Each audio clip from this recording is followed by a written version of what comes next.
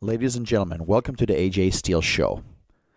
Before we start this program, which was recorded a few months back, I'd like to warn you that you're going to hear a few selective beeps. Those are there because we've been censored by YouTube, censored and banned for saying things that they didn't agree with. I hope you enjoy this very special episode of the AJ Steele Show nonetheless. I don't wanna be the boy that runs in the back. I don't wanna be the kid that falls in the dark.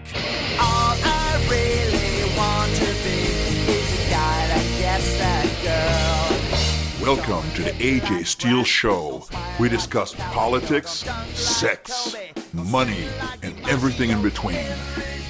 And now, here's your host, an immigrant, a self-made millionaire, an American, AJ Steele.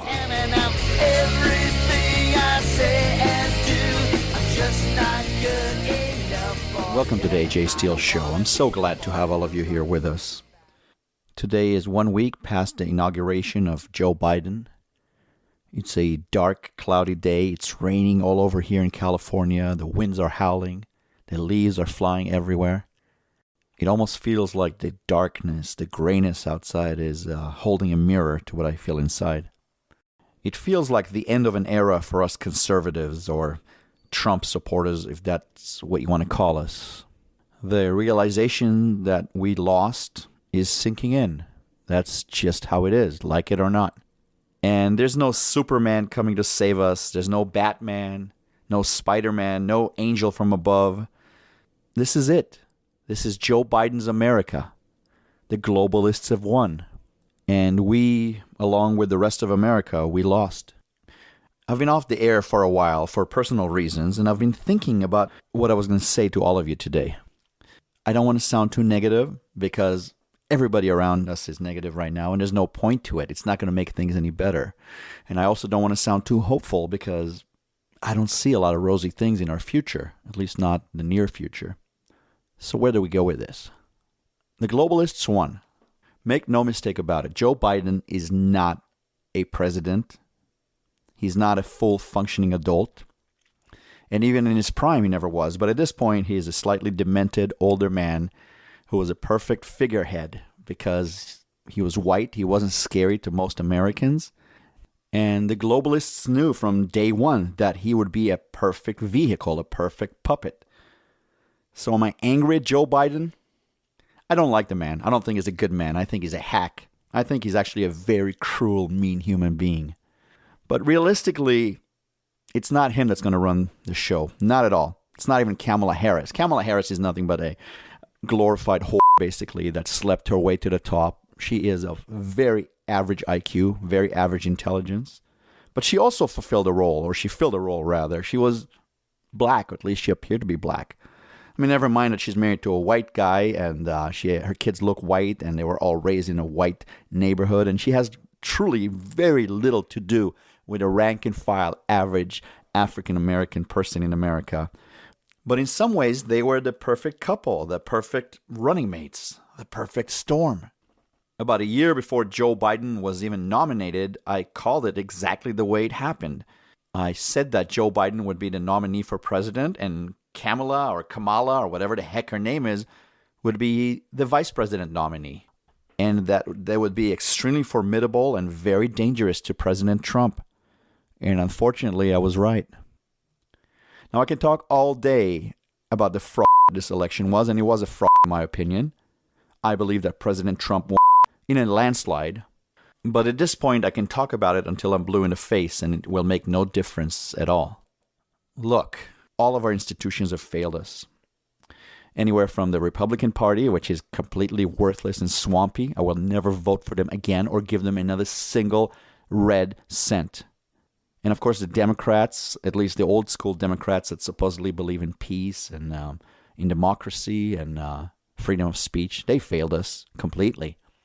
And then we could talk about our Congress. We can talk about the media, which is non-existent at this point. It's Pravda disguised as media. And we can talk about the internet. We know what happened there. Well, the purges, all the censorship. We know that big tech, along with China, are part of this globalist cabal, and they control the whole world at this point. And it leaves us with one guy that we had that we believed in, President Trump. Somebody who went up against all of that corruption, all of that swamp, all of that greed. But he was just one man. And I think we all realized towards the end of his presidency that he was all alone, truly all alone, with very, very few allies. That's if you don't count the 80 million Americans that voted for him. But realistically, people in high places hated President Trump from day one. He didn't fit in. He wasn't from the country club or from the back rooms. He was what they'd call a nouveau riche, who never really belonged at the table with these snobs, these old money operatives. He didn't act the right way. He didn't speak the right way. He was bombastic.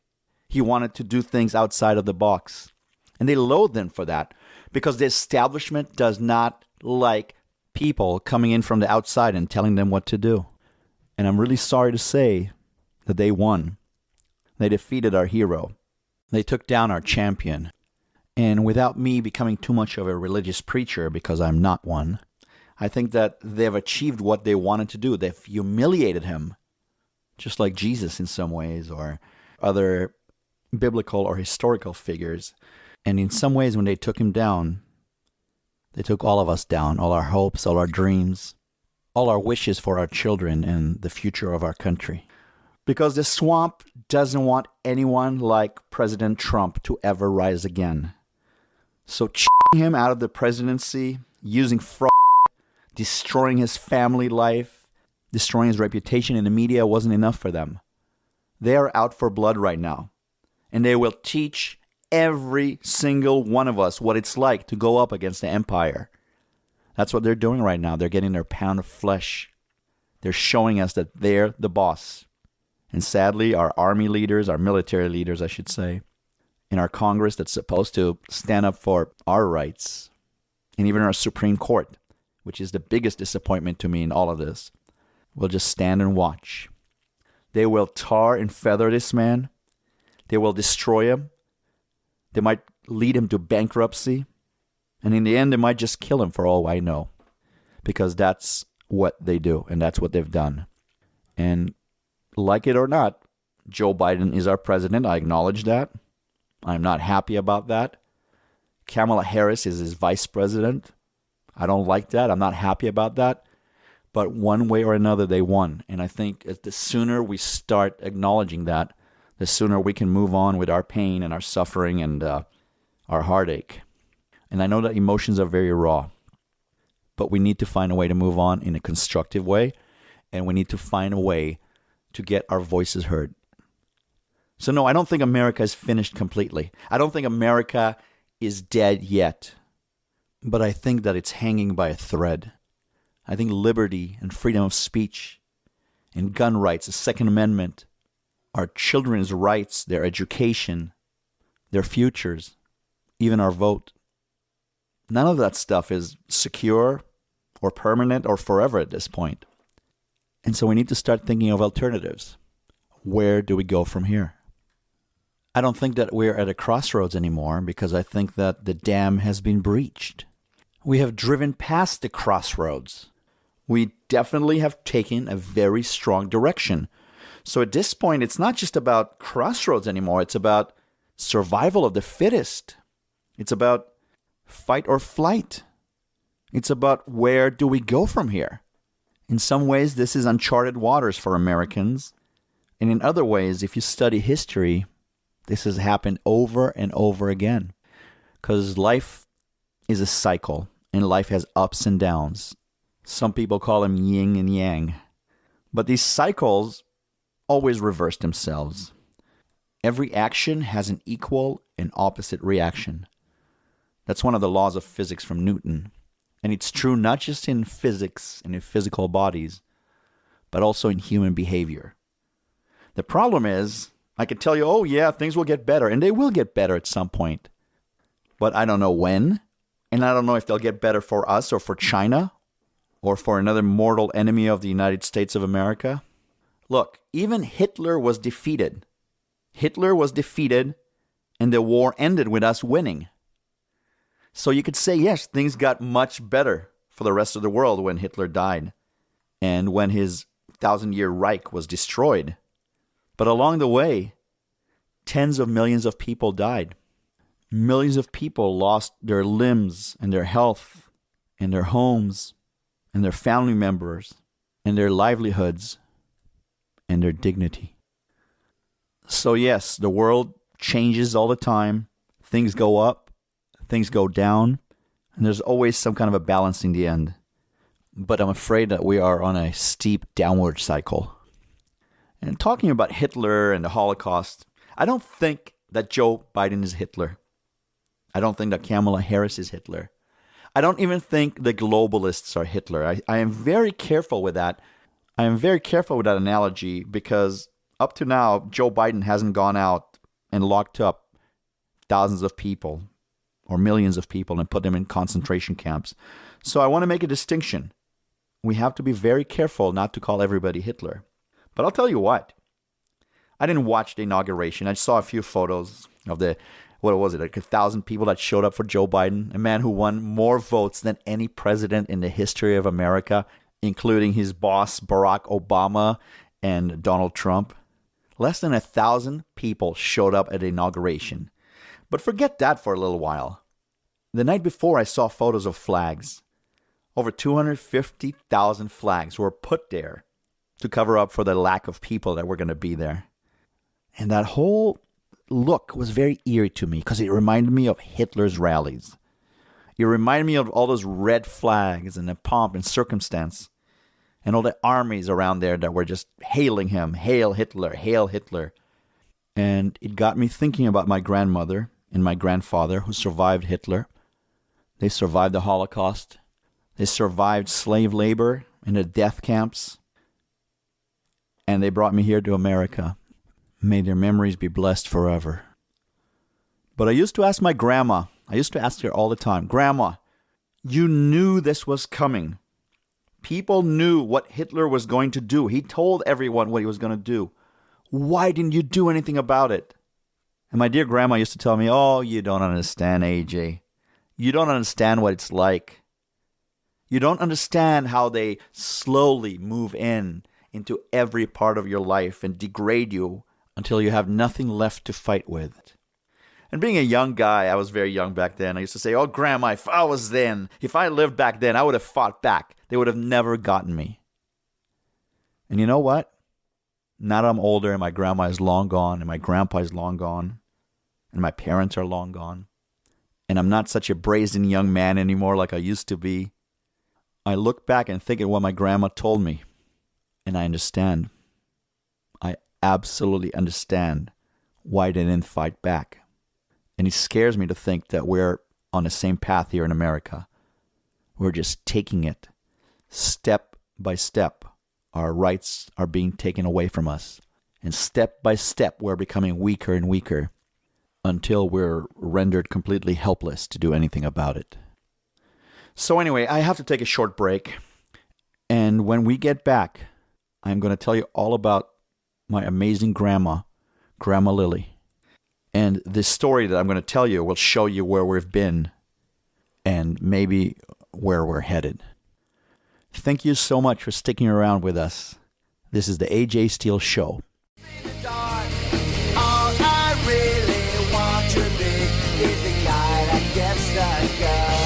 The AJ Steele Show.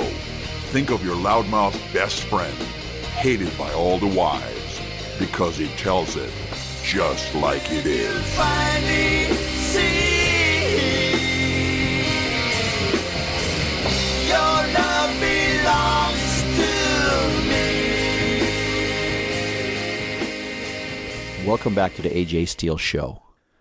So we're talking about the election and the inauguration of Joe Biden as new president of the United States of America and what's been happening in our country in terms of free speech and the rights and privileges and protections that regular citizens have.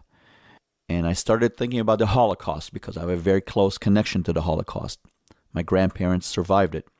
And I'm not saying that we're headed that way here in America, but I want to tell you this story as a cautionary tale because it's very, very important for us not to forget where we came from and where we're going and what's possible, because there's no end to human kindness, but there's also no limits on the evil, the amount of evil that some human beings are able to perpetuate on other human beings. And in some really sad ways, I hear and I see echoes of this type of evil, this totalitarian, authoritarian type evil, right here in my beloved country of America. So yes, I grew up in the shadows of the Holocaust. My grandparents were from Hungary. They were Hungarian Jews. They lived in Hungary for many, many centuries. My grandma's father was a merchant of fabric. He wasn't rich. He wasn't poor. He was probably a low middle class kind of guy. Tall, blonde, blue eyes. And him and his wife had 3 kids. My grandma's older brother, her, and then a younger brother. And they weren't devout Jews, but they did come from a devout Jewish family initially. But they really felt like Hungarians in general. Didn't cause any trouble, never started any wars, no battles, just nice, decent, honest, lower middle class people. And I always asked my grandma, because when I was young, I always thought, oh, I would have fought. If the Nazis came and started doing this and that, I would have fought back. I would have shot them. I would have done this and that. And I always used to pose to her, Grandma, why? Why didn't you guys resist when the Nazis took over? And she always used to look at me and say, you don't understand. You're very young. You don't understand what they did to us and how it was incremental. They took rights from us. Every day, more and more rights were taken away from us until in the end, we had nothing left and we had no strength to fight back. And I used to tell her, oh, Grandma, if I lived back then, I would have fought back. And she used to smile at me kind of sadly and say, you're young. You'll understand one day. Well, that day is now. My grandma is long gone. So is my grandpa. So are my parents. And I understand what she said now. I get it. I understand what happened to the European Jews. And in some ways, it's the same thing that's happening to us Americans. And not just Jews, Christians, conservatives, free thinkers. The globalist left, in combination with our media and big tech and our school system, they're doing the same thing to us that they did to the Jews back in the 1930s and 40s. Slowly eating away at our rights. Slowly taking away our freedoms. Slowly silencing us. And at the end, we're not going to have any strength or any ability to fight back. So listen to this story I'm going to tell you. Like I said, it's a very cautionary tale. And in some ways, it's very analogous to what's happening here in our beloved America. So who was my grandma Lily? She was just a regular child, not too religious, just a regular kid, loved to play, adored her daddy and her big brother, had a nice, careless life, enjoyed her friends, enjoyed dressing up. Just a regular teenager. When she was 14, she went into a photography program. She became an apprentice to a photographer because she wanted to become a photographer. And she had an older brother, a younger brother, a mom and dad, lots of cousins, lots of friends. She was very, very friendly, very outgoing. Never really thought much about being Jewish because the family didn't follow Jewish traditions too much. Politics never crossed her mind because the family wasn't very political. They just lived. They just lived their lives like all the rest of the Hungarians. Yes, they heard about Hitler. Yes, they knew he was an anti-Semite. But they lived in Hungary. That was away from Germany. They weren't right in the line of fire.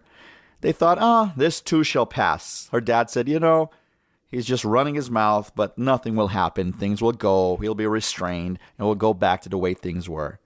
And anyway, we're not religious Jews. We're just Hungarians. No big deal. And that was the attitude of a lot of Jews in the Jewish community in Europe. Until things started getting ugly. The first thing they did was they told my grandma and her family that they can't go to regular stores anymore.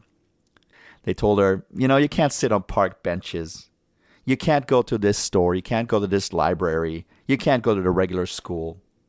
Next thing they did was put yellow stars on all of them. So people will know they were Jews. Even if they didn't look Jewish, everyone knew they were Jews now because they had yellow stars sewn on their clothes. And this was just the beginning. And, her dad said, you know what? This too shall pass. It can't last forever. It's just a short, temporary thing. But it wasn't a temporary thing. All of a sudden, all of their neighbors started spying on them and listening to every word they were saying and calling them traitors, spitting on them when they walked. The boys got beat up when they walked out in the street. The photography studio where my grandma was apprenticing at told her, "You just have to leave. We don't allow Jews anymore." So she ran home crying to her dad. But her dad couldn't help her much either. All of a sudden, all of his customers refused to buy products from him. They didn't want any of his fabrics. They started calling him a dirty Jew. He went from being a community leader, a real decent, nice man whom everybody loved, into a dirty Jew overnight. They started running out of money very quickly, and they began looking very shabby, wearing worn-out clothes, shoes that didn't fit right. And instead of getting emotional support or even friendliness or a feeling that they belonged and people understood them, all they got from their neighbors, the people they grew up with all their lives, was spite and humiliation. And these were the people that they've considered to be their friends for so many years. All of a sudden, they weren't considered to be Hungarians anymore. They went from Hungarians to dirty Jews overnight, because that's what they called them, their neighbors, people they cared about, their friends, their ex-friends, I should say. And my grandma's father and mother were getting very scared. But her father was a pacifist. He was a very gentle man. And he said, it's just a spasm of violence. They always do this, and it's going to go away. And realistically, he didn't have too many options. He had no weapons. He had nowhere to go.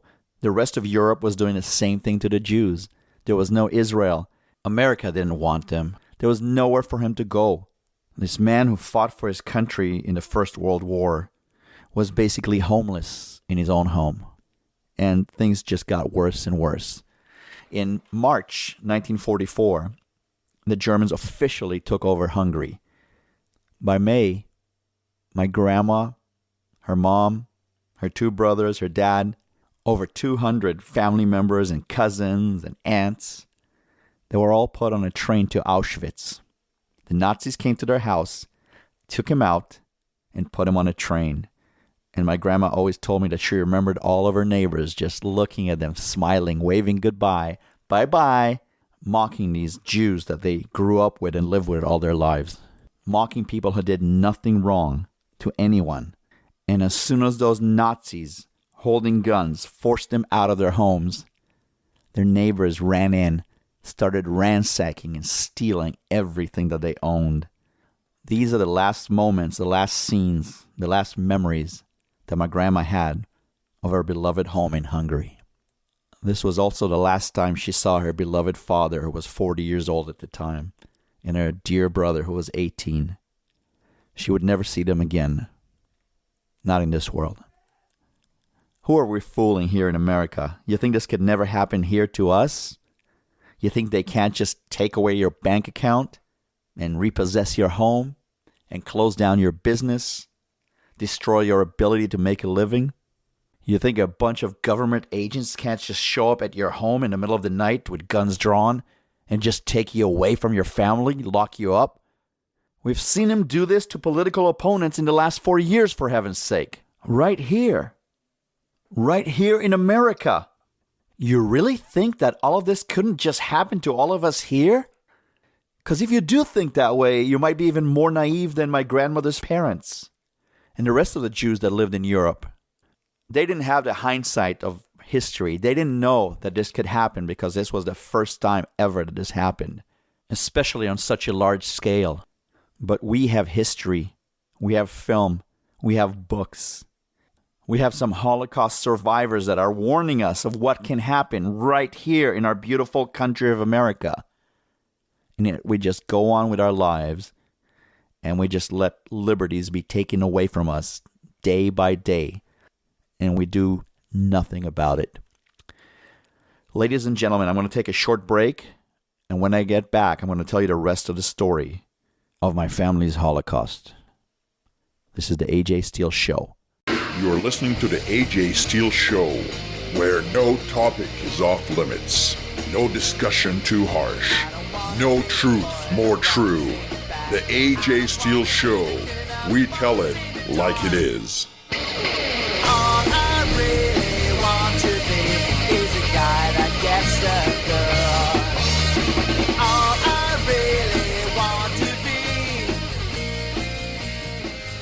Welcome back to the AJ Steele Show.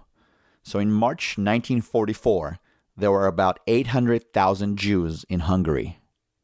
By May 1945, at the end of the war, less than 150,000 people survived.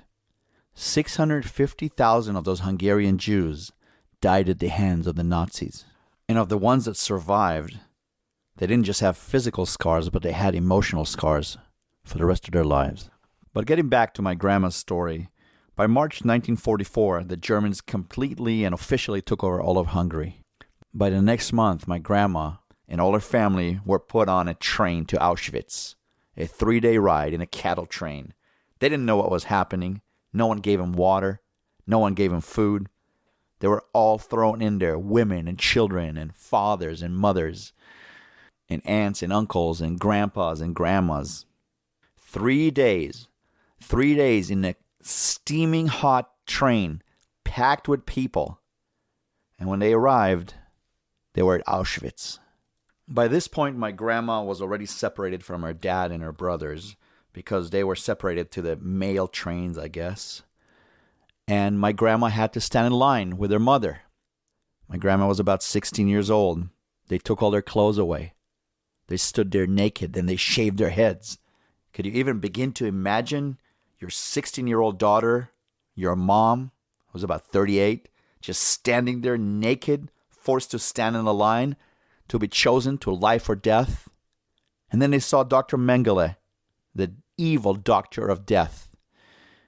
And he picked my grandma and her mom to the line of life, to do work, to do slave labor.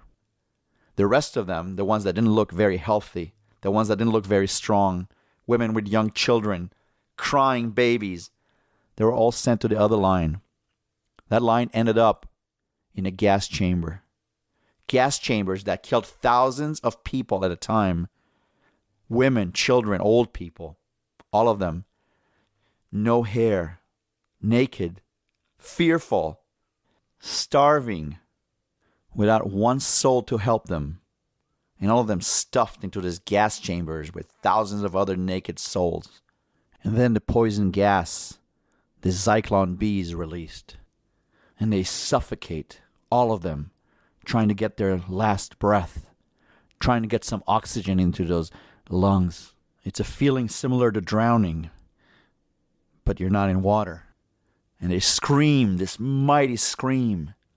They scream to their mothers, they scream to their God, they scream to the heavens, but nothing helps them. And then that fear of death sets in.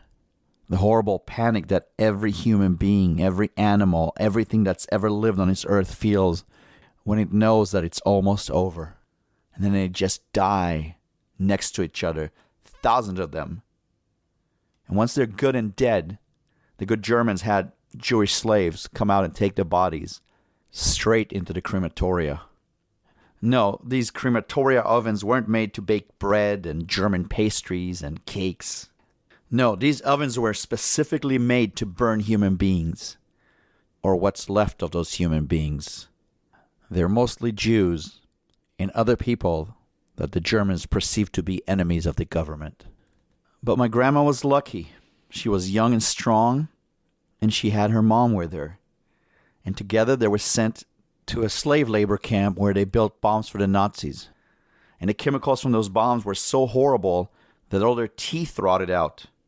And the only food they had was a little daily ration of bread and what they called soup, which was basically hot water that they boiled with a little salt and a bunch of leaves and grasses that they picked from the grounds of Auschwitz.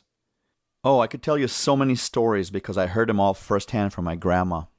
The dead bodies, the smell of burnt flesh, the diseases, the lice. I could tell you all about it, and maybe I'll do just that in great detail in a future show.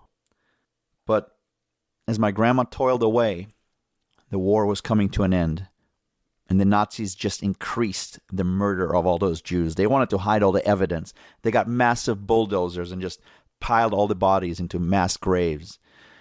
And around January, when it's really, really cold in Poland and Germany, under 30 degrees every day, snow everywhere, The Russians were closing in on Poland, and the Nazis decided to take the few remaining Jews to a death march to move them to another camp where they could do more work.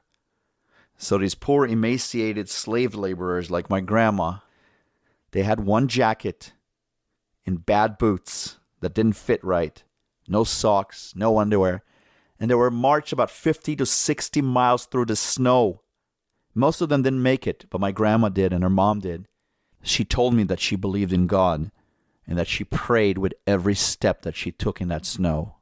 She told me the Nazis kept kicking them and hitting them with every step that they took, and they shot anybody that fell behind. But my grandma persevered, and the Nazis needed the slave labor to build more munitions. But then around late April 1945, all of the Nazi guards started taking off their Nazi uniforms and started acting very nice towards the prisoners. Hey, you need some extra food? Hey, do you need some extra clothes? We don't want you to freeze. And all these poor prisoners who were barely alive didn't know what was going on. They didn't realize that these scummy SS men and women were just trying to save their own hides because they knew the war was almost over. And then in early May, the most beautiful sight that my grandma has ever seen, the most beautiful sight that any man or woman who's been imprisoned and not free has ever seen in their lives, an American regiment walked into the camp. And she told me they looked like angels. They were so tall and strong. They didn't look like regular men. They looked like they were sent from heaven above to save us. And these beautiful, strong, kind American GIs came to them and told them, "You're free." They told my grandma, "You're finally free." And some of those strong, powerful GIs that were just engaged in the worst battles in the world against the Germans cried when they saw these people. They stood there and wept. And my grandma told me that she wanted to cry with them, but she had no tears left in her eyes. She was so broken that she couldn't even cry anymore. And then these angels, these American GIs, emptied everything they had in their pockets.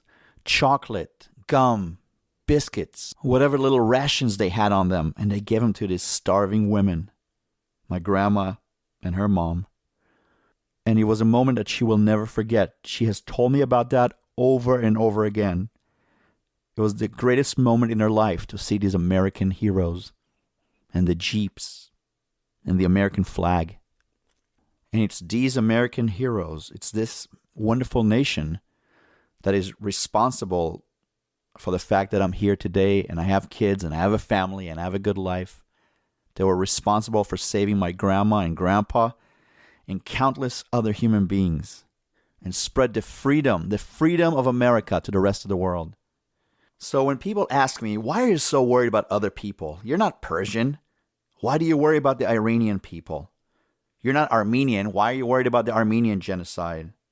You're not African. Why are you so worried about what's happening in Africa or in Hong Kong, in Taiwan, and the poor Christians in the Middle East, and the Christians being murdered on a daily basis in Africa? And I tell them, it's because no one ever worried about my people. And I wish someone was out there worrying about us too when we needed it. So now that I'm strong and I have the means, I can try to do the best I can for other races, other people, other nations, other religions. And going back to America, this wonderful country that saved my grandma's life, my whole family's life, this wonderful country that gave me everything, it seems to be on the brink of something very ugly that we never expected to happen here. They're banning free speech. They're banning free thought. They're not burning books, but they're banning them from being sold. They're not breaking storefronts yet, but they're keeping stores from selling certain items. And they're closing some of them under the excuse of COVID-19, while other ones are left open, wide open. They're not putting a yellow star on the citizens here in America yet. But pretty soon, if you haven't taken the COVID-19 test, or if you haven't given your complete loyalty to the Biden government, you will be labeled with a scarlet letter nonetheless.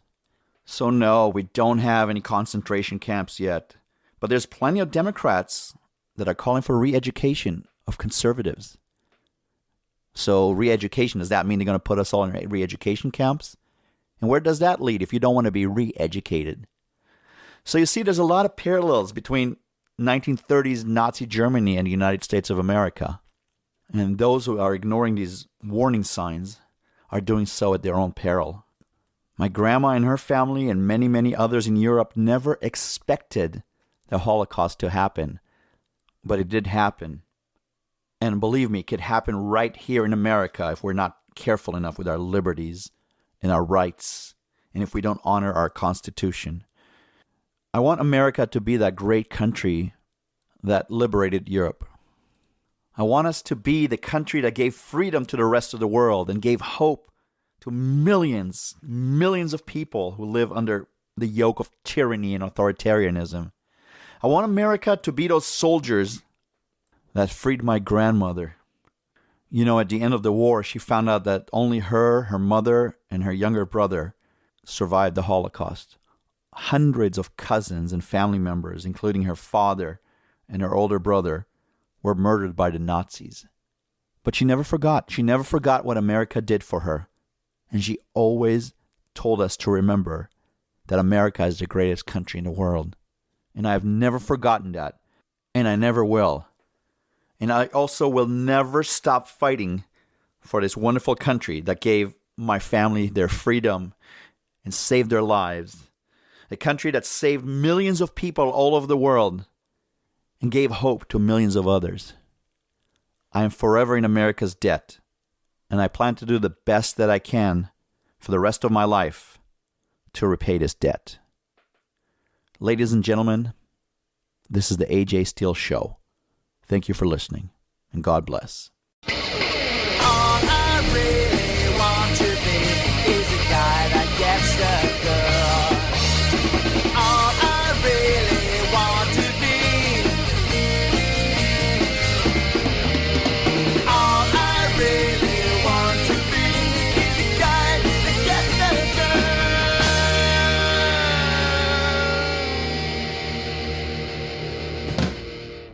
The AJ Steele Show, copyrighted 2020.